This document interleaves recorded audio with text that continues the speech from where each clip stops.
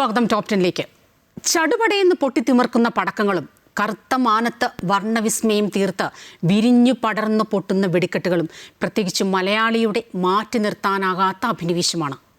കേരളത്തിൻ്റെ നമുക്കറിയാവുന്ന വെടിക്കെട്ട് ചരിത്രം പരിശോധിച്ചാൽ 700-ലേറെ അപകടങ്ങൾ, ജീവൻ നഷ്ടപ്പെട്ടത് 400-ലേറെ പേർക്ക്. ഏറ്റവും ഒടുവിൽ തൃശ്ശൂർ പൂരത്തിന് വർണ്ണദൃശ്യവിസ്മയം തീർക്കാനൊരുക്കിയ കമ്പപ്പുരയ്ക്ക് തീപിടിച്ച് മുണ്ടത്തിക്കോട് 14 ജീവനുകൾ സമാനതകളില്ലാത്ത ഭീകരതയോടെ ഛിന്ന ഭിന്നമായി. എത്രയൊക്കെ അപകടങ്ങൾ ഉണ്ടായിട്ടും എത്രയൊക്കെ ജീവനുകൾ ഇത്തരത്തിൽ പൊലിഞ്ഞിട്ടും നമുക്ക് കൈവിടാൻ നമ്മുടെ മനസ്സനുവദിക്കാത്ത ഈ കമ്പക്കെട്ടുകൾക്ക് എന്തുകൊണ്ട് മറ്റൊരു ബദൽ സാധ്യതയെക്കുറിച്ച് ഇനിയും മാറി ചിന്തിക്കുന്നില്ല എന്നതാണ് ചോദ്യം. സന്തോഷത്തിൻ്റെതും ആവേശത്തിൻ്റെതുമായ ഇത്തരം ഉത്സവ അന്തരീക്ഷങ്ങൾ ഈ ഓർമ്മകളിലെ കറുത്ത ഏടുകളായി മാറാതിരിക്കാൻ ഡിജിറ്റൽ ക്രാക്കേഴ്സ് അടക്കമുള്ളവയുടെ സാധ്യതകളെ അല്ലെങ്കിൽ അങ്ങനെയുള്ള മാറ്റങ്ങളെ ഒരുപക്ഷെ നമ്മൾ സ്വീകരിച്ചേ മതിയാകും.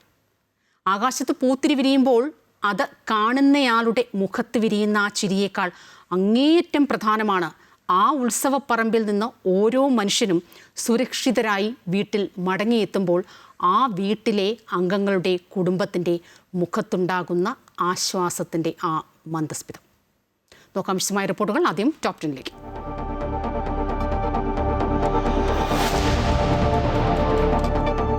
മുണ്ടത്തിക്കോട് ദുരന്തത്തിൽ മരണം 14ആയി. ഇന്ന് മരിച്ചത് പട്ടാമ്പി മുതുതല സ്വദേശി പ്രവീൺ.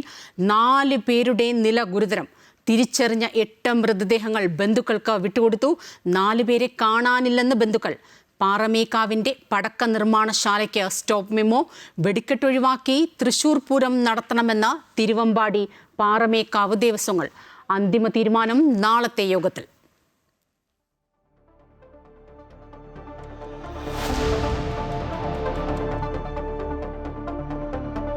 മുണ്ടത്തിക്കോട് സ്ഫോടനം justice CN Ramachandran Nair commission അന്വേഷിക്കും. സവിശേഷ ദുരന്തമായി പ്രഖ്യാപിച്ച് സംസ്ഥാന സർക്കാർ. മരിച്ചവരുടെ കുടുംബത്തിന് 14 ലക്ഷം രൂപ വീതം ധനസഹായം. പരിക്കേറ്റവർക്ക് 2 ലക്ഷം രൂപ നൽകാനും മന്ത്രിസഭായോഗ തീരുമാനം. ദുരന്തം ചൂട് കാരണമല്ലെന്ന് പെട്രോളിയം ആൻഡ് എക്സ്പ്ലോസീവ് സേഫ്റ്റി ഓർഗനൈസേഷന്റെ വിലയിരുത്തൽ. കരിമരുന്ന് പ്രകടനം നിരോധിക്കണമെന്ന് IMA.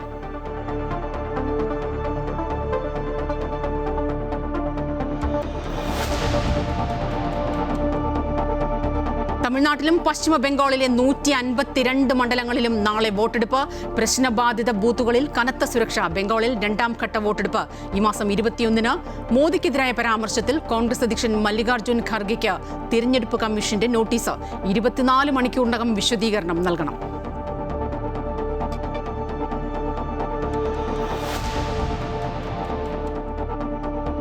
ഹോർമുസ് കടലിടുക്കിൽ 3 കപ്പലുകൾ ആക്രമിച്ച് ഇറാൻ. 2 vessels പിടിച്ചെടുത്തുവെന്ന് IRGC. ഇറാന്റെ ആക്രമണം വെടിനിർത്തൽ സമയപരിധി അമേരിക്ക നീട്ടിയതിനു പിന്നാലെ നടപടി. ചർച്ചകൾക്ക് കൂടുതൽ സമയം നൽകാനെന്നും ഇറാനെതിരായ നാവിക ഉപരോധം തുടരുമെന്നും ഡൊണാൾഡ് ട്രംപ്. US ഇറാൻ 2ാം ഘട്ട സമാധാന ചർച്ചകളിൽ അനിശ്ചിതത്വം.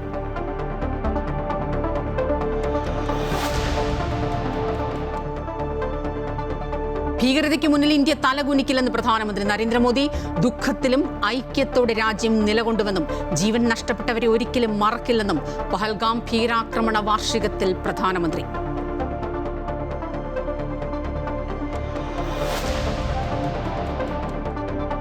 ശബരിമല യുവതീ പ്രവേശനത്തിൽ സുപ്രധാന നിരീക്ഷണവുമായി സുപ്രീം കോടതി ഭരണഘടനാ ബെഞ്ച്.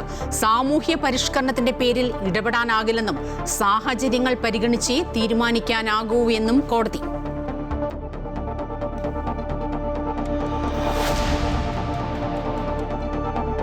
വെന്തുരുകി കേരളം. പാലക്കാട് ഇന്ന് രേഖപ്പെടുത്തിയത് 41.1 ഡിഗ്രി സെൽഷ്യസ്. പുനലൂരിൽ 39.8 ഡിഗ്രി സെൽഷ്യസ്. കോഴിക്കോട് മാവൂരിൽ യുവാവിന് സൂര്യാഘാതമേറ്റു.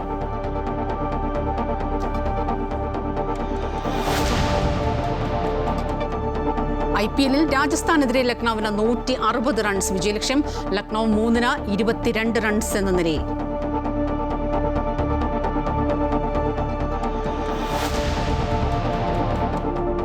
കുംഭമേള വൈറൽ താരത്തിന്റെ വിവാഹത്തിൽ വീഴ്ചയില്ലെന്ന് ദേശീയ പട്ടികജാതി പട്ടികവർഗ കമ്മീഷനോട് കേരള പോലീസ്. പെൺകുട്ടിക്ക് പ്രായപൂർത്തിയായിട്ടില്ലെന്ന് മധ്യപ്രദേശ് പോലീസ്. കൃത്യമായ രേഖകൾ ലഭിച്ചാൽ നടപടിയെടുക്കാമെന്ന് കേരള പോലീസ്. ഹിയറിംഗ് പൂർത്തിയായി. ഫർമാനെതിരെ പോക്സോ കേസെടുക്കാൻ കമ്മീഷൻ നിർദ്ദേശിച്ചതായി പരാതിക്കാരൻ പ്രഥം ദുബെ.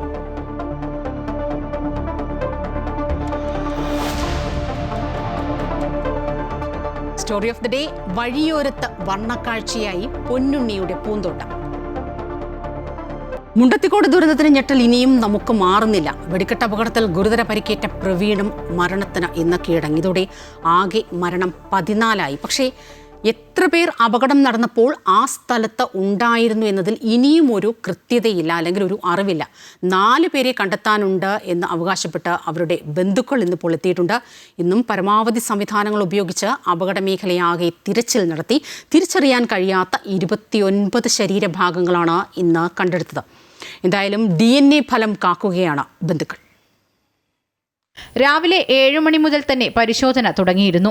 ജില്ലാ പോലീസ് മേധാവിയുടെ നേതൃത്വത്തിലായിരുന്നു നടപടികളെല്ലാം. കെടാവർ നായ്ക്കളും ഡ്രോണും സ്കൂബ ഡൈവിംഗും ഉൾപ്പെടെ പരിശോധനയിൽ പങ്കെടുത്തു. ഫോറൻസിക് വിദഗ്ധരും പരിശോധനയുടെ ഭാഗമായി. രാവിലെ 2 ശരീരഭാഗങ്ങളും വൈകിട്ട് 1 കണ്ടെത്താനായത്. അപകടം നടന്ന പ്രദേശത്തിന്റെ ഭൂരിഭാഗം സ്ഥലങ്ങളും പരിശോധിച്ചു കഴിഞ്ഞു. അതേസമയം നാളെ വിദഗ്ധ പരിശോധന നടത്തുമോ എന്ന കാര്യത്തിൽ വ്യക്തതയില്ല. എങ്കിലും തിരച്ചിൽ തുടരാനാണ് സാധ്യത. അതേസമയം സ്ഫോടനം നടന്നത് ചൂട് കാലാവസ്ഥ കാരണമല്ല എന്ന പെസോയുടെ കണ്ടെത്തൽ കൂടുതൽ പരിഭ്രാന്തി പരത്തുന്നുണ്ട്. സംഭവവുമായി ബന്ധപ്പെട്ട കൂടുതൽ അന്വേഷണത്തിനായി സ്പെഷ്യൽ ടീമിനെ നിയോഗിക്കുമെന്ന് DGP അറിയിച്ചിരുന്നു. സംഭവ സമയത്ത് കൃത്യമായി എത്ര പേർ ഉണ്ടായിരുന്നു എന്ന കണക്ക് പുറത്തുവരാത്തതിനാൽ ആശങ്കയുണ്ട്. അമൃത ന്യൂസ്, തൃശൂർ. വെടിക്കെട്ടൊഴിവാക്കി തൃശൂർ പൂരം നടത്തണമെന്ന തിരുവമ്പാടി പാറമേക്കാവ് ദേവസ്വങ്ങൾ നാളത്തെ യോഗത്തിൽ നിലപാടറിയിക്കും. ആചാരപരമായ ചടങ്ങുകളും കുടമാറ്റവും നടത്താമെന്ന് പാറമേക്കാവ് ദേവസ്വം വ്യക്തമാക്കിയിട്ടുണ്ട്. 2006 പാറമേക്കാവിന്റെ പരിവെടിക്കെട്ട് നടന്നിട്ട് പോലും പൂരം മുടക്കിയിട്ടില്ല. ദേവസ്വം സെക്രട്ടറി, പാറമേക്കാവ് ദേവസ്വം സെക്രട്ടറി രാജേഷാണ് ഇക്കാര്യങ്ങൾ പറയുന്നത്. അതേസമയം മറ്റന്നാൾ വരെ ദുഃഖാചരണം നടത്തും. അതുവരെ ലൈറ്റ് അലങ്കാരമടക്കം ഒഴിവാക്കാം എന്ന് തിരുവമ്പാടി ദേവസ്വം അറിയിച്ചിട്ടുണ്ട്. നാളെ രാവിലെ നടക്കുന്ന ആഘോഷ കമ്മിറ്റി മീറ്റിംഗിൽ തീരുമാനങ്ങളെല്ലാം അറിയിക്കുമെന്ന് തിരുവമ്പാടി ദേവസ്വം സെക്രട്ടറി ഗിരീഷ് കുമാർ പറഞ്ഞു. 2006 ഒരു വെടിക്കെട്ട് അപകടം പാറമേക്കാവിന്റെ പ്രൊമിസസിൽ നടന്നു. എന്നിട്ട് പോലും പൂരവും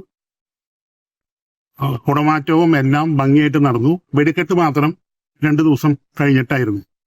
ആ ഒരു സാഹചര്യം ഉണ്ടാവണം എന്നുള്ള ഒരു പൊതുവികാരമാണ് ഇന്നത്തെ മീറ്റിംഗിൽ വന്നിട്ടുള്ളത്. ഇല്ല, വെടിക്കെട്ട് ഇപ്പൊ തൽക്കാലം ഇത്തവണ സിംബോളിക്കായിട്ട് എന്തെങ്കിലും ചെയ്യാമെന്നുള്ള ഒരു വികാരമാണ് വന്നിട്ടുള്ളത്. നമ്മള് 24-ാം തീയതി വരെ ദുഃഖാചരണം നടത്തുക. ആ സമയത്ത് നമ്മുടെ ലൈറ്റുകളോ മറ്റുള്ള ആഘോഷങ്ങളോ ഒന്നും ക്ഷേത്രത്തിൽ ഉണ്ടാവില്ല. പറയെടുപ്പ് മാത്രമായിട്ട് നമ്മൾ ആ ദുഃഖാചരണത്തിൻ്റെ ഭാഗമായിട്ട് 24-ാം തീയതി വരെ നമ്മൾ നടത്തും. 25-ാം തീയതി 26-ഉം 27-ഉം പൂരാഘോഷം അതേപോലെ തന്നെ, എന്നാൽ അത്ര ആർഭാട അല്ലാത്ത രീതിയിൽ, അതായത് ഒന്നിനും ഒരു കുറവും വരുത്താത്ത വിധത്തിൽ നമ്മൾ ആഘോഷിക്കുക. ഭഗവതിക്ക് കൊടിയേറ്റം കഴിഞ്ഞു. കൊടിയിറങ്ങുന്നത് വരെ അതിൻ്റെ എല്ലാ ചടങ്ങുകളും വളരെ ഭംഗിയായി നടത്തണമെന്നാണ് വിദഗ്ധരുമായിട്ടും അതേപോലെ തന്നെ തട്ടക നിവാസികളുമായിട്ടും കാരണന്മാരുമായിട്ടും എല്ലാം സംസാരിച്ചപ്പോൾ ഉരുത്തിരിഞ്ഞു വന്നത്. ഈ മൃതദേഹങ്ങളെല്ലാം ഒട്ടും തിരിച്ചറിയാൻ കഴിയാത്ത രീതിയിൽ ശരീരഭാഗങ്ങളായിട്ടാണ് പലപ്പോഴും ഈ അന്വേഷണ സംഘത്തിന് ഇത് ഇപ്പോൾ കിട്ടിയിരിക്കുന്നത്. വലിയൊരു പ്രതിസന്ധിയാണ് ഇത് സൃഷ്ടിച്ചിരിക്കുന്നത്. മാത്രമല്ല, ഇതുവരെ 9 മൃതദേഹം കണ്ടെത്തി. അത് 8 ബന്ധുക്കൾ തിരിച്ചറിഞ്ഞ് വിട്ടുകൊടുത്തു. പക്ഷേ പിന്നീട് കിട്ടിയിരിക്കുന്ന ഈ ശരീരഭാഗങ്ങൾ ആരുടേതാണ് എന്നതടക്കം അറിയേണ്ടതുണ്ട്. എത്ര പേർ അവിടെ ഉണ്ടായിരുന്നു എന്ന് അറിയേണ്ടതുണ്ട്. ഇന്നിപ്പോൾ ഡോഗ് സ്ക്വാഡ് ഉപയോഗിച്ച്, ഡ്രോൺ ഉപയോഗിച്ചുള്ള തിരച്ചിലുകളൊക്കെയാണ് ഇന്നിപ്പോൾ അവിടെ നടന്നത്. ഹരീഷ് ചേരുകയാണ് ഏറ്റവും പുതിയ വിവരങ്ങൾ നൽകാനായി. ഹരീഷ്, ഇന്നിപ്പോൾ അടപടലം ആ പരിസരമാകെ ഇന്നിപ്പോൾ അവിടെ പരിശോധിക്കുന്ന കാഴ്ചകളാണ് നമ്മൾ രാവിലെ മുതൽ കാണുന്നത്. ശരീരഭാഗങ്ങളായിട്ടാണ് ഇപ്പോൾ കിട്ടിക്കൊണ്ടിരിക്കുന്നത്. നാളെയും ഈ തിരച്ചിൽ തുടരും എന്ന് തന്നെയാണോ നമ്മൾ കാണേണ്ടത്?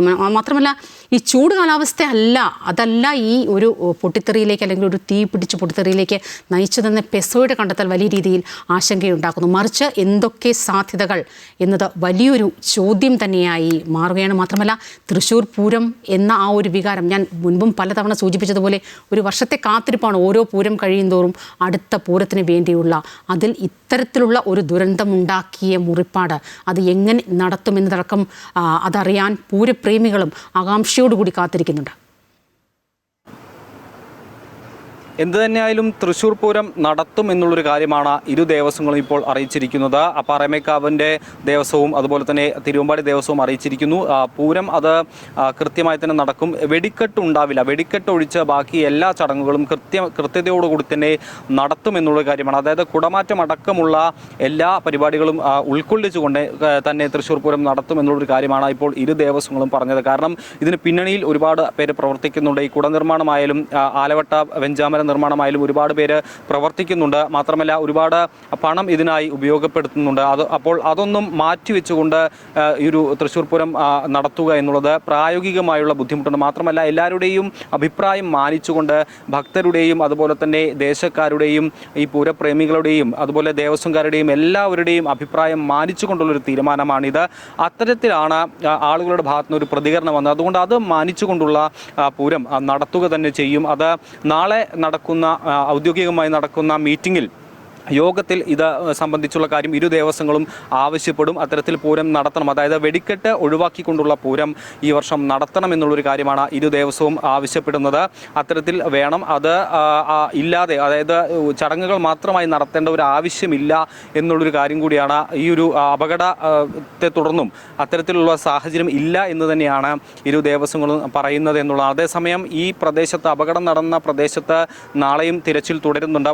വിപുലമായ തിരച്ചിലില്ല, പക്ഷേ ചെറിയ രീതിയിൽ തിരച്ചിലുണ്ട്. കാരണം ഇനിയും എന്തെങ്കിലും അവശേഷിപ്പുകൾ ഉണ്ടെങ്കിൽ അത് കണ്ടെത്തുക എന്നുള്ളൊരു കാര്യമാണ് മുൻനിർത്തിയാണ് ഇപ്പോൾ തിരച്ചിൽ തുടരുക. നാളെ ഉച്ചയോടുകൂടി തന്നെ തിരച്ചിൽ അവസാനിപ്പിക്കും എന്നുള്ളൊരു കാര്യം കൂടി ഇന്ന് DGP അടക്കമുള്ള ആളുകൾ പറഞ്ഞു. മാത്രമല്ല പ്രത്യേക അന്വേഷണ സംഘത്തെ നിയമിക്കുമെന്നും അറിയിച്ചിട്ടുണ്ട്. 18 അംഗങ്ങൾ ഉൾപ്പെടുന്ന അന്വേഷണ സംഘമായിരിക്കും ഉണ്ടാവുക. അത് കാരണം ഇത് ചൂടുകൊണ്ടല്ല ഇത് ഇപ്പോൾ സംഭവിച്ചിരിക്കുന്നത്, ഈ അപകടം സംഭവിച്ചിരിക്കുന്നത് എന്ന് പെസോ അടക്കം പറഞ്ഞ ഒരു സാഹചര്യത്തിൽ എന്താണ് ഇതിന് കാരണമെന്ന് കണ്ടെത്തേണ്ടതുണ്ട്. അതുകൊണ്ട് ഈ 18 അംഗ സംഘം ഒരു പ്രത്യേക ഇൻവെസ്റ്റിഗേഷൻ ടീം തന്നെ അതിന് നിയോഗിച്ചിട്ടുണ്ട്. അവർ തുടർന്ന് അന്വേഷിക്കും എന്നുള്ളൊരു കാര്യമാണ് ഇന്ന് DGP അടക്കം പറഞ്ഞിരിക്കുന്നത്. തൃശ്ശൂർ പൂരത്തെ സംബന്ധിച്ച് അത് വലിയ ഒരു ദുരന്തം തന്നെയാണ് ഈ ഒരു വെടിക്കെട്ട് അപകടം ഉണ്ടായത്. ഈ ഒരു മുണ്ടത്തിക്കോട് ഈ വെടിക്കെട്ട് നിർമ്മാണശാലയിൽ ഉണ്ടായ അപകടം.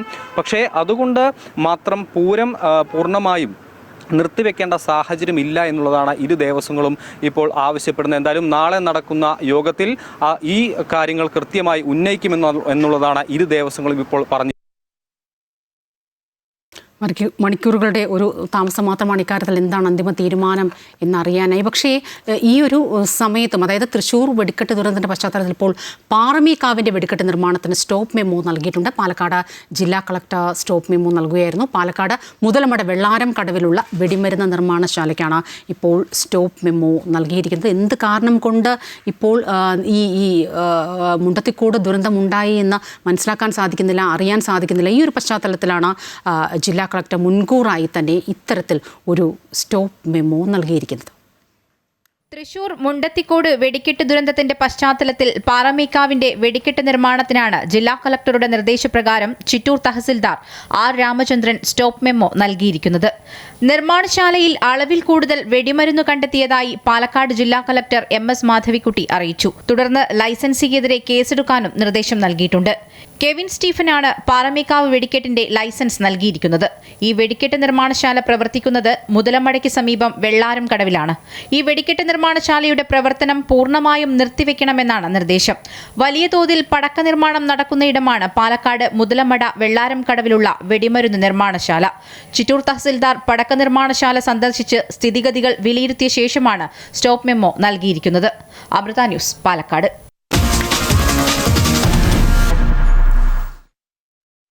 മുണ്ടത്തിക്കോട് വെടിപ്പുരാപകടത്തിൽ സർക്കാർ ജുഡീഷ്യൽ അന്വേഷണം പ്രഖ്യാപിച്ചിരിക്കുന്നു. ജസ്റ്റിസ് CN രാമചന്ദ്രൻ നായർ തന്നെയാണ് അന്വേഷിക്കുക. മരിച്ചവരുടെ കുടുംബത്തിന് 14 ലക്ഷം രൂപ വീതം ധനസഹായം നൽകും. പരിക്കേറ്റവർക്ക് 2 ലക്ഷം രൂപ വീതം നൽകാനും തീരുമാനമായിട്ടുണ്ട്. ഓൺലൈനായി ചേർന്ന മന്ത്രിസഭാ യോഗമാണ് ഈ സുപ്രധാന തീരുമാനങ്ങൾ എടുത്തത്. മുണ്ടത്തിക്കോട് ദുരന്തത്തിൽ മരിച്ചവരുടെ കുടുംബത്തിന് 14 ലക്ഷം രൂപ പ്രഖ്യാപിച്ച സംസ്ഥാന സർക്കാർ CMDRFിൽ നിന്നും 10 ലക്ഷം രൂപ വീതവും SDRFിൽ നിന്നും 4 ലക്ഷം രൂപ വീതവും നൽകാനാണ് തീരുമാനം. പരിക്കേറ്റവർക്ക് 2 ലക്ഷം വീതവും ധനസഹായം നൽകാനും തീരുമാനിച്ചു. പരിക്കേറ്റവർക്ക് 6 മാസം വരെ ആവശ്യമെങ്കിൽ സൗജന്യ ചികിത്സ നൽകാനും തീരുമാനം. മെഡിക്കൽ ബോർഡിന്റെ തീരുമാനത്തിന്റെ അടിസ്ഥാനത്തിൽ ചികിത്സാ ചെലവ് മുഖ്യമന്ത്രിയുടെ ദുരിതാശ്വാസ നിധിയിൽ നിന്നും അനുവദിക്കും. സംസ്ഥാനത്തെ സവിശേഷ ദുരന്തമായിട്ട് പ്രഖ്യാപിക്കാൻ നിശ്ചയിക്കുകയാണ്. മരിച്ച ആളുകളുടെ ആശ്രിതർക്ക് സംസ്ഥാന ദുരന്ത പ്രതികരണ നിധിയിൽ നിന്ന് 4 ലക്ഷം രൂപയും മുഖ്യമന്ത്രിയുടെ ദുരിതാശ്വാസ നിധിയിൽ നിന്ന് 10 ലക്ഷം രൂപയും അടക്കം 14 ലക്ഷം രൂപ നൽകാൻ വേണ്ടിയാണ് നിശ്ചയിച്ചിട്ടുള്ളത്. അതോടൊപ്പം തന്നെ പരിക്കേറ്റവർക്ക് ദുരന്ത പ്രതികരണ നിധി പ്രകാരം അനുവദനീയമായ തുക ലഭ്യമാകും. അതിനു പുറമെ 2 ലക്ഷം രൂപ കൂടി മുഖ്യമന്ത്രിയുടെ ദുരിതാശ്വാസ നിധിയിൽ നിന്ന് പ്രത്യേക സഹായമായി SDRF-ൽ നിന്ന് കിട്ടുന്ന പണത്തിന് പുറമെ CMDRF-ൽ നിന്ന് 2 ലക്ഷം രൂപ കൂടി നൽകും. ദുരന്തത്തിൽ കളക്ടർ പ്രഖ്യാപിച്ച അന്വേഷണത്തിന് പുറമെ ജുഡീഷ്യൽ അന്വേഷണവും പ്രഖ്യാപിച്ചു. ജസ്റ്റിസ് CN രാമചന്ദ്രൻ നായർ ഏകാംഗ ജുഡീഷ്യൽ കമ്മീഷനാണ് അന്വേഷണത്തിന്റെ ചുമതല. തിരച്ചിലും രക്ഷാപ്രവർത്തനവും സുഗമമാക്കുന്നതിനു വേണ്ടി പ്രദേശത്തെ സ്വകാര്യ വ്യക്തികളുടെ മതിൽ പൊളിക്കുകയും വയൽ നികത്തുകയും ചെയ്തിട്ടുണ്ട്. അവ പൂർവ്വസ്ഥിതിയിൽ ആക്കുന്നതിന് ചെലവാകുന്ന യഥാർത്ഥ തുക ജില്ലാ കളക്ടറുടെ തീരുമാനത്തിന്റെ അടിസ്ഥാനത്തിൽ അനുവദിക്കും. പൂരം നടത്തിപ്പ് സംബന്ധിച്ച തീരുമാനം നാളെ ചേരുന്ന അവലോകന യോഗത്തിൽ ചർച്ച ചെയ്യുമെന്ന് ദേവസ്വം മന്ത്രി VN വാസവൻ പറഞ്ഞു. അമൃത ന്യൂസ്, തൃശൂർ. അപകടം ഒഴിവാക്കാൻ വെടിക്കെട്ട് നിരോധിക്കുക മാത്രമല്ല പോംവഴിയെന്ന തൃശൂർ മുണ്ടത്തിക്കോട് അപകടത്തിലെ judicial commission justice CN Ramachandran Nair പറയുകയാണ്. അന്വേഷണത്തിൽ അപകടത്തിന്റെ കാരണം കണ്ടെത്താൻ പ്രഥമ പരിഗണന നൽകും. ഭാവിയിൽ ഇത്തരം സംഭവങ്ങൾ ആവർത്തിക്കാതിരിക്കാനുള്ള ശുപാർശകളും റിപ്പോർട്ടിൽ ഉൾപ്പെടുത്തുമെന്നും ജസ്റ്റിസ് CN രാമചന്ദ്രൻ നായർ അമൃത വാർത്തകളോട് പ്രതികരിച്ചു. എന്തിനെക്കുറിച്ചൊക്കെ എൻക്വയറി നടത്തണം, എന്തൊക്കെയാണ് സർക്കാർ ശുപാർശ ഉദ്ദേശിക്കുന്നതെന്ന് സർക്കാർ ടേംസ് ഓഫ് റെഫറൻസിൽ പറയും.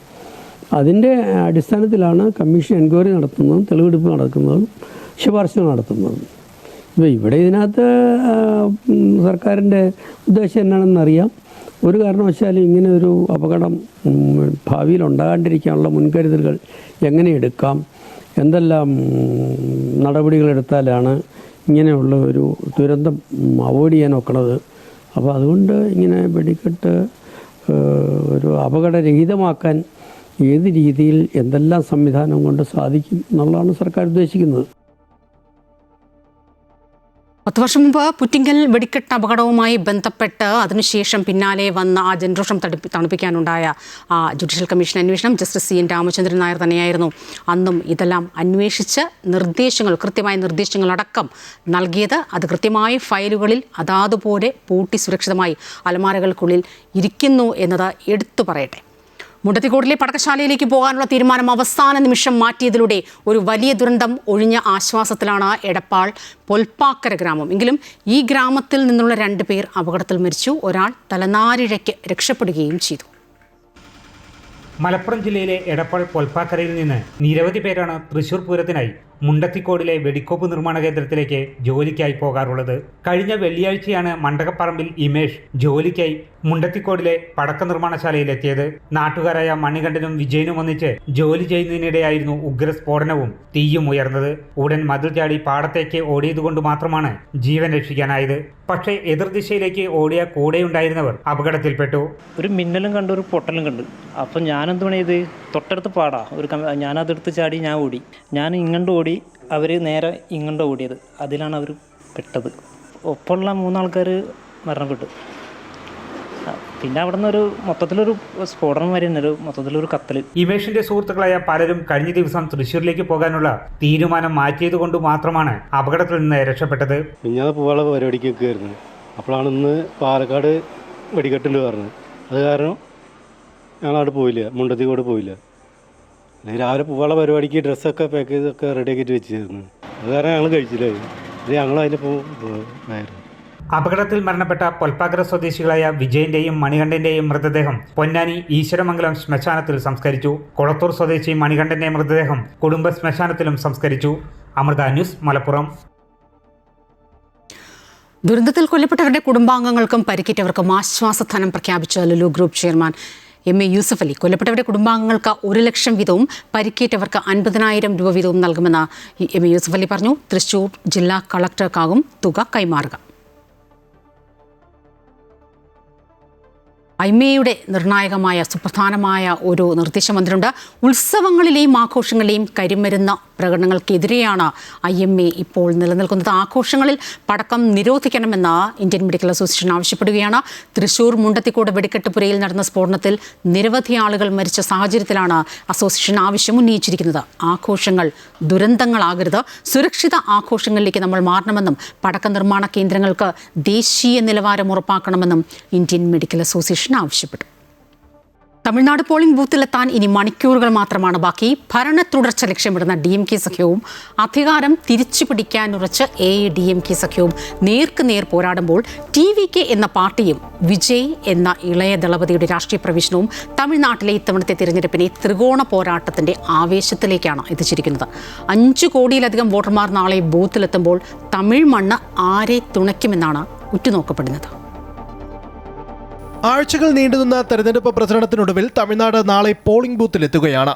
സംസ്ഥാനത്തെ 234 മണ്ഡലങ്ങളിൽ ഒറ്റഘട്ടമായിട്ടാണ് വോട്ടെടുപ്പ്. ഭരണകക്ഷിയായ DMK സഖ്യവും പ്രതിപക്ഷമായ അണ്ണാ DMK സഖ്യവും തമ്മിലാണ് സംസ്ഥാനത്ത് പ്രധാന മത്സരമെങ്കിലും തമിഴ് രാഷ്ട്രീയത്തിൽ കന്നി അംഗത്തിനെത്തിയ നടൻ വിജയുടെ തമിഴക വെട്ടിക്കഴകം പിടിക്കുന്ന വോട്ടുകൾ ഇത്തവണത്തെ തെരഞ്ഞെടുപ്പിൽ നിർണായകമാകും. പരമ്പരാഗത ദ്രാവിഡ പാർട്ടികൾക്കൊപ്പം ദേശീയ പാർട്ടികളും പുതുതായി രൂപീകരിക്കപ്പെട്ട കക്ഷികളും കൂടി ചേരുമ്പോൾ ഇത്തവണത്തെ പോരാട്ടം കൂടുതൽ സങ്കീർണവും ആവേശകരവുമാകുന്നു. ദേശീയ പാർട്ടികൾ ഇത്തവണ വലിയ പ്രാധാന്യമാണ് തമിഴ്നാട്ടിന് നൽകിയിരിക്കുന്നത്. വോട്ടർമാരെ സ്വാധീനിക്കുന്നതിനായി പ്രധാനമന്ത്രി നരേന്ദ്രമോദി, കേന്ദ്ര ആഭ്യന്തരമന്ത്രി അമിത്ഷാ, കോൺഗ്രസ് നേതാക്കളായ രാഹുൽ ഗാന്ധി, കോൺഗ്രസ് പാർട്ടി അധ്യക്ഷൻ മല്ലികാർജ്ജുൻ ഖാർഗെ തുടങ്ങിയ ദേശീയ നേതാക്കളുടെ വൻ നിര തന്നെ സംസ്ഥാനത്ത് ക്യാമ്പ് ചെയ്ത് പ്രചരണം നടത്തിയിരുന്നു. BJPക്കും RSSനുമെതിരെ കടുത്ത വിമർശനമാണ് രാഹുൽ ഗാന്ധി പ്രചാരണ വേളയിൽ ഉന്നയിച്ചത്. TVK അധ്യക്ഷൻ വിജയ്ക്കും അണ്ണാ DMKയ്ക്കും നൽകുന്ന വോട്ടുകൾ യഥാർത്ഥത്തിൽ BJPക്കുള്ള വോട്ടാണെന്ന കടുത്ത ആക്ഷേപം DMK ഉന്നയിക്കുകയും ചെയ്തു. പുതിയ രാഷ്ട്രീയ സമവാക്യങ്ങളും ദേശീയ നേതാക്കളുടെ സജീവ ഇടപെടലുകളും കൂടി ചേരുമ്പോൾ തമിഴ്നാട് ഇത്തവണ കാത്തിരിക്കുന്നത് ആവേശകരവും പ്രവചനാതീതവുമായ ഒരു തെരഞ്ഞെടുപ്പ് ഫലത്തെയാണ്. സംസ്ഥാനത്തുടനീളം 10,000-കണക്കിന് പോളിംഗ് സ്റ്റേഷനുകളിലായി കനത്ത സുരക്ഷയാണ് ഒരുക്കിയിരിക്കുന്നത്. നാളെ രാവിലെ 7 മണിക്ക് ആരംഭിക്കുന്ന വോട്ടെടുപ്പ് വൈകിട്ട് 6 മണിയോടെ അവസാനിക്കും. മെയ് 4-നാണ് വോട്ടെണ്ണൽ. News desk, Amrita news. ദിവസങ്ങൾ നീണ്ട ചൂടുപിടിച്ച പ്രചാരണത്തൊടുവിൽ വോട്ടെടുപ്പിന് ഒരുങ്ങിയിരിക്കുന്നു പശ്ചിമ ബംഗാളും. 2 ഘട്ടങ്ങളിലായിട്ടുള്ള തിരഞ്ഞെടുപ്പിന്റെ ആദ്യഘട്ടത്തിൽ 16 ജില്ലകളിൽ 1478 സ്ഥാനാർത്ഥികൾ ജനവിധി തേടുകയാണ്. തൃണമൂൽ കോൺഗ്രസും BJPയും തമ്മിലുള്ള കടുത്ത പോരാട്ടത്തിനാകും ഇത്തവണത്തെ തിരഞ്ഞെടുപ്പ് സാക്ഷ്യം വഹിക്കുക. അതുകൊണ്ട് തന്നെ ദേശീയ രാഷ്ട്രീയത്തിലും നിർണായകമാണ് ഈ തിരഞ്ഞെടുപ്പ്. ഏപ്രിൽ 29-നാണ് 2ാം ഘട്ട പോളിംഗ്. തൃണമൂൽ കോൺഗ്രസും BJPയും തമ്മിൽ കടുത്ത പോരാട്ടം നടക്കുന്ന ബംഗാളിൽ ആദ്യഘട്ട വോട്ടെടുപ്പ് നാളെ നടക്കും. ജൽപൈഗുരി, ഡാർജിലിംഗ്, മാൽഡ തുടങ്ങി 16 ജില്ലകളിലെ 152 മണ്ഡലങ്ങൾ ആദ്യഘട്ടത്തിൽ വിധി എഴുതും. വോട്ടെടുപ്പിന് മുന്നോടിയായി സംസ്ഥാനത്ത് സുരക്ഷാ ക്രമീകരണങ്ങൾ ശക്തമാക്കി. നേപ്പാൾ, ബംഗ്ലാദേശ്, ഭൂട്ടാൻ അന്താരാഷ്ട്ര അതിർത്തികൾ പൂർണ്ണമായും അടച്ചു. കേന്ദ്രസേനയുടെ കനത്ത സുരക്ഷാ വലയത്തിലാണ് ബംഗാൾ. പ്രശ്നബാധിത ബൂത്തുകളിൽ പ്രത്യേകം ക്രമീകരണം നടത്തുമെന്നും സുതാര്യമായി നടപടികൾ ഉറപ്പാക്കുമെന്നും തിരഞ്ഞെടുപ്പ് കമ്മീഷൻ അറിയിച്ചു. SIR മുതൽ വനിതാ സംവരണം വരെയുള്ള വിഷയങ്ങൾ ഉയർത്തി ശക്തമായ പോരാട്ടമാണ് മണ്ഡലങ്ങളിൽ തൃണമൂൽ കോൺഗ്രസും BJPയും നടത്തിയത്. BJPക്ക് കൂടുതൽ സ്വാധീനമുള്ള വടക്കൻ ബംഗാളിലെ മണ്ഡലങ്ങളും ആദ്യഘട്ടത്തിൽ തന്നെ ജനവിധി രേഖപ്പെടുത്തും. ഭരണ തുടർച്ചയുണ്ടാകുമെന്ന ആത്മവിശ്വാസത്തിലാണ് 2011 മുതൽ ബംഗാളിനെ നയിക്കുന്ന മമതാ ബാനർജിയും തൃണമൂൽ കോൺഗ്രസും. എന്നാൽ കഴിഞ്ഞ തെരഞ്ഞെടുപ്പിൽ 77 സീറ്റുകൾ നേടി കരുത്തു തെളിയിച്ച BJP ഇത്തവണ ബംഗാൾ പിടിച്ചെടുക്കുമെന്ന പ്രഖ്യാപനമാണ് നടത്തിയത്. വനിതാ സംവരണ ബിൽ പാസ്സാകാത്തതോടെ ബംഗാളിന്റെ പെൺകുട്ടികൾക്ക് ലഭിക്കേണ്ട അവകാശം തൃണമൂൽ കോൺഗ്രസും പ്രതിപക്ഷ പാർട്ടികളും ചേർന്ന് ഇല്ലാതാക്കിയെന്ന പ്രചാരണമാണ് കഴിഞ്ഞ ദിവസങ്ങളിൽ BJP നടത്തിയത്. 294 നിയമസഭാ മണ്ഡലങ്ങളുള്ള സംസ്ഥാനത്ത് ഈ മാസം 29-നാണ് 2ാം ഘട്ട വോട്ടെടുപ്പ്. അമൃത ന്യൂസ്, ന്യൂഡൽഹി. പ്രധാനമന്ത്രി നരേന്ദ്രമോദിയെ അധിക്ഷേപിച്ചുവെന്ന പരാതിയിൽ കോൺഗ്രസ് അധ്യക്ഷൻ മല്ലികാർജ്ജുൻ ഖർഗെയ്ക്ക് കേന്ദ്ര തിരഞ്ഞെടുപ്പ് കമ്മീഷന്റെ നോട്ടീസ്. ഖർഗെയുടെ പരാമർശങ്ങളെ കമ്മീഷൻ ഗൗരവത്തോടെയാണ് കാണുന്നതെന്ന് തന്നെയാണ് കമ്മീഷന്റെ ഈ നടപടി സൂചിപ്പിക്കുന്നത്. എന്തായാലും ഈ പരാമർശം വലിയൊരു രാഷ്ട്രീയ കൊടുങ്കാറ്റിനാണ് വഴിവെച്ചിരിക്കുന്നത്. നാട്ടിൽ തിരഞ്ഞെടുപ്പ് പ്രചരണത്തിനിടയിലായിരുന്നു പ്രധാനമന്ത്രി നരേന്ദ്രമോദിയെ കോൺഗ്രസ് അധ്യക്ഷൻ മല്ലികാർജ്ജുന ഖാർഗെ ഭീകരവാദി എന്ന് വിശേഷിപ്പിച്ചത്. ഇതിനെതിരെ നടപടി വേണമെന്നാവശ്യപ്പെട്ട് BJP കേന്ദ്ര തിരഞ്ഞെടുപ്പ് കമ്മീഷന് പരാതി നൽകി. ധനമന്ത്രി നിർമ്മല സീതാരാമൻ, പാർലമെന്ററി കാര്യ വകുപ്പ് മന്ത്രി കിരൺ റിജ്ജു തുടങ്ങിയവരുടെ നേതൃത്വത്തിലുള്ള സംഘമാണ് കമ്മീഷന് പരാതി നൽകിയത്. രാജ്യസഭയിൽ പ്രതിപക്ഷ നേതാവ് കൂടിയായ മല്ലികാർജ്ജുന ഖാർഗെ പ്രധാനമന്ത്രിയെ മോശം ഭാഷയിൽ അഭിസംബോധന ചെയ്തത് അപലപനീയമാണെന്ന് നിർമ്മല സീതാരാമൻ പറഞ്ഞു. ഭീകരർക്കെതിരെ ഒരു നടപടിയും സ്വീകരിക്കാത്ത കോൺഗ്രസ് നേതൃത്വത്തിലുള്ള UPA സർക്കാരിൽ നിന്ന് വ്യത്യസ്തമായി ഭീകരതയ്ക്കെതിരെ വിട്ടുവീഴ്ചയില്ലാത്ത നടപടി സ്വീകരിച്ച നേതാവാണ് പ്രധാനമന്ത്രി Narendra Modi.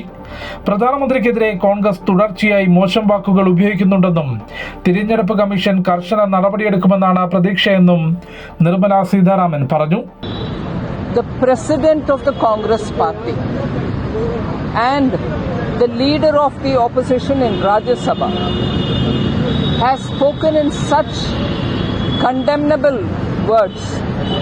Zero tolerance for terror. We will take every action as opposed to the way in which Congress-led UPA acted on terrorists. They did all kinds of compromises. They didn't take any action. Edappadi പളനിസ്വാമിക്ക് എങ്ങനെ മോദിയുമായി ചേരാൻ സാധിക്കുമെന്നും അദ്ദേഹം ഒരു ഭീകരവാദിയാണ് എന്നുമായിരുന്നു മല്ലികാർജ്ജുന ഖാർഗെയുടെ വാക്കുകൾ. സംഭവം വിവാദമായതോടെ പ്രതിപക്ഷ പാർട്ടികളെയും ജനങ്ങളെയും ഭയപ്പെടുത്തുന്ന നേതാവെന്ന് പറയാനാണ് താൻ ശ്രമിച്ചതെന്ന് മല്ലികാർജ്ജുന ഖാർഗെ വിശദീകരിച്ചു. അമൃത ന്യൂസ്, ന്യൂഡൽഹി.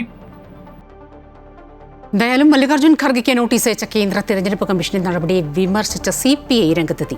രാജ്യസഭയിലെ പ്രതിപക്ഷ നേതാവിന് നോട്ടീസ് അയക്കാൻ അസാമാന്യമായ തിടുക്കം കാണിച്ച തിരഞ്ഞെടുപ്പ് കമ്മീഷൻ കേന്ദ്ര ഭരണകക്ഷിയുടെ അനുസരണയുള്ള ഉപകരണമായി മാറുകയാണെന്ന് സംസ്ഥാന സെക്രട്ടറി ബിനോയ് വിശ്വം വിമർശിച്ചു.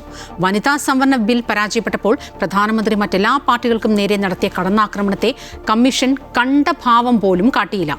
ഇലക്ഷൻ കമ്മീഷൻ ഓഫ് ഇന്ത്യ BJPയുടെ കാര്യനിർവഹണ സമിതിയായി മാറുന്നത് ജനാധിപത്യ വ്യവസ്ഥയുടെ അടിത്തറയെ തകർക്കുമെന്നും ബിനോയ് വിശ്വം കുറ്റപ്പെടുത്തി.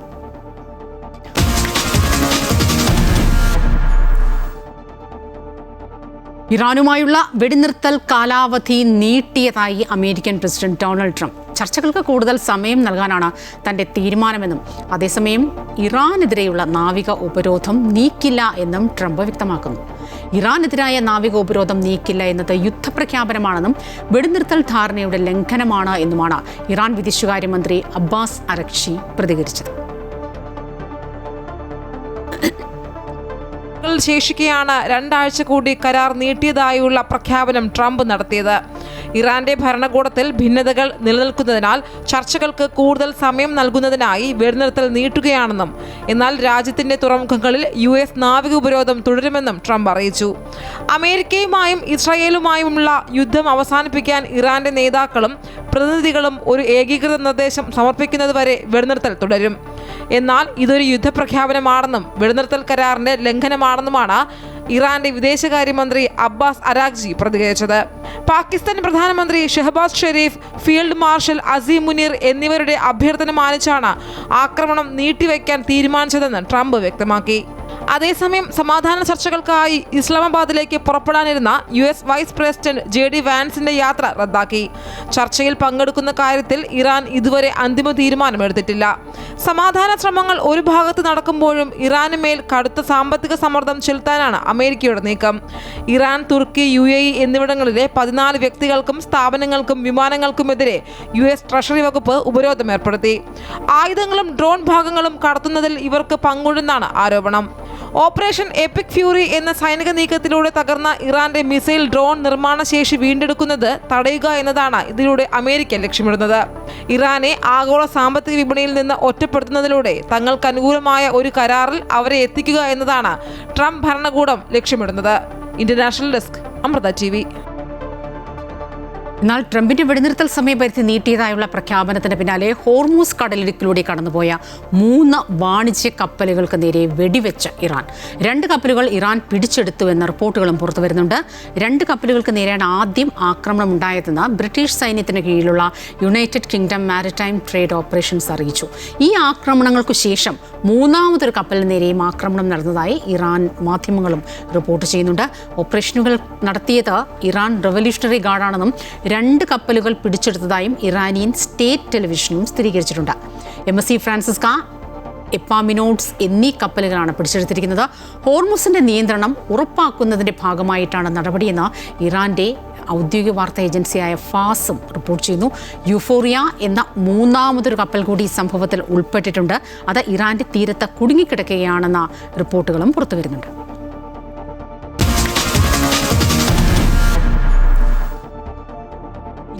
ജീവനുകൾ കവർന്നെടുത്ത പഹൽഗാം ഭീകരാക്രമണത്തിന് ഒരാണ്ട്. പഹൽഗാം ഭീകരാക്രമണത്തിൽ ജീവൻ നഷ്ടപ്പെട്ടവരെ ഒരിക്കലും മറക്കാനാകില്ലെന്ന് പ്രധാനമന്ത്രി നരേന്ദ്രമോദി. ദുഃഖത്തിലും ഐക്യത്തോടെ രാജ്യം നിലകൊള്ളും. ഒരു തരത്തിലുള്ള ഭീകരവാദത്തോടും രാജ്യം തലകുനിക്കില്ല എന്നും പ്രധാനമന്ത്രി പറഞ്ഞു. പ്രതിരോധ മന്ത്രി രാജ്നാഥ് സിംഗും ദുഃഖം രേഖപ്പെടുത്തി. പഹൽഗാം ഭീകരാക്രമണത്തിന്റെ 1ാം വാർഷികത്തിൽ ആക്രമണത്തിൽ ജീവൻ നഷ്ടപ്പെട്ടവർക്ക് ആദരാഞ്ജലികൾ അർപ്പിച്ച് പ്രധാനമന്ത്രി നരേന്ദ്രമോദി. ഭീകരവാദത്തിന് മുന്നിൽ രാജ്യം ഒരിക്കലും തലകുനിക്കില്ലെന്നും ഭീകരരുടെ ഹീനമായ ലക്ഷ്യങ്ങൾ ഒരിക്കലും വിജയിക്കില്ലെന്നും അദ്ദേഹം എക്സിലൂടെ വ്യക്തമാക്കി. ജീവൻ നഷ്ടപ്പെട്ടവരെ ഒരിക്കലും മറക്കില്ലെന്ന് പറഞ്ഞ പ്രധാനമന്ത്രി ദുഃഖത്തിലും ഐക്യത്തോടെ രാജ്യം നിലകൊള്ളുമെന്നും വ്യക്തമാക്കി. ഭീകരവാദത്തെ തുരത്താനുള്ള ഇന്ത്യയുടെ നിശ്ചയദാർഢ്യം കൂടുതൽ ശക്തമാണെന്നും പ്രധാനമന്ത്രി. ഭീകരാക്രമണത്തിന്റെ 1ാം വാർഷികത്തിൽ പ്രതിരോധ മന്ത്രി രാജ്നാഥ് സിംഗും ദുഃഖം രേഖപ്പെടുത്തി. രാജ്യത്തെ ജനങ്ങളെ ദ്രോഹിക്കാൻ ഏതെങ്കിലും തരത്തിലുള്ള ശ്രമമുണ്ടായാൽ രാജ്യം ശക്തിയോടുകൂടി അതിന് മറുപടി നൽകുമെന്നും അദ്ദേഹം പറഞ്ഞു. രാജ്യം നടുങ്ങിയ പഹൽഗാം ഭീകരാക്രമണം നടന്നിട്ട് ഇന്ന് 1 വർഷമായി. 26 നിരപരാധികളുടെ ജീവനാണ് നഷ്ടമായത്. കർശന സുരക്ഷാ ക്രമീകരണങ്ങളാണ് ആക്രമണം നടന്ന ബൈസറൻ വാലിയിൽ ഒരുക്കിയിരിക്കുന്നത്. പഹൽഗാമിനൊപ്പം കശ്മീരിൽ സഞ്ചാരികൾ കൂടുതലായി എത്തുന്ന മേഖലകളെല്ലാം ഇന്ന് സുരക്ഷാ സേനകളുടെ കർശന നിരീക്ഷണത്തിലാണ്. പഹൽഗാം ഇപ്പോഴും പഴയ നിലയിലേക്ക് മടങ്ങിയിട്ടില്ലെങ്കിലും ആക്രമണമുണ്ടായ ബൈസറൻ വാലി പുൽമേടുകളിൽ ഉൾപ്പെടെ നിരവധി വിനോദസഞ്ചാരികൾ എത്തുന്നുണ്ട്. മേഖലയിലെ ഓരോ പോയിന്റുകളിലും സൈനിക ചെക്ക് പോസ്റ്റുകളിലും വിശദമായ പരിശോധനയുമുണ്ട്. സുരക്ഷാ ക്രമീകരണങ്ങളുടെ ഭാഗമായി QR കോഡ് സംവിധാനവും ഏർപ്പെടുത്തിയിട്ടുണ്ട്. News desk, Amrita news.